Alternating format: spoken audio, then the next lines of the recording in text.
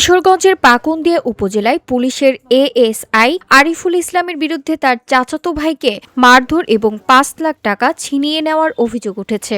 এ ঘটনায় গুরুতর আহত মোফাজ্জল হোসেন এখন পাকুন্দিয়া উপজেলা স্বাস্থ্য কমপ্লেক্সে ভর্তি আছেন।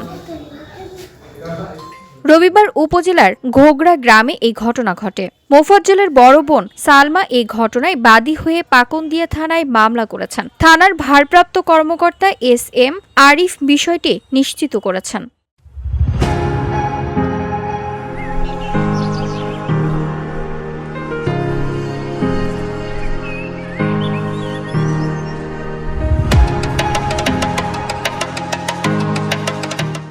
ভুক্তভোগী পরিবারের অভিযোগ, সম্প্রতি ছুটিতে বাড়িতে এসেছেন এএসআই আরিফুল।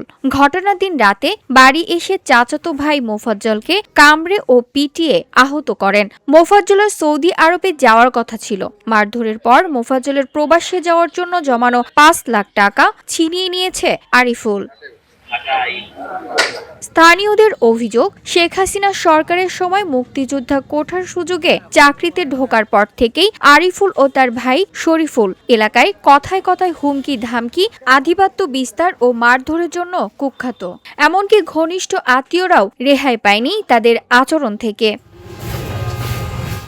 আহত মোফাজ্জল জানান, চাকরিতে ঢোকার পর থেকেই আরিফরা এলাকায় আধিপত্য দেখায়। আমাকে মারার সময় সে বলে আমি পুলিশ, মারলেও আমাদের কোনো বিচার নেই। এ সময় তিনি প্রশাসনের কাছে এই হামলার বিচার দাবি করেন।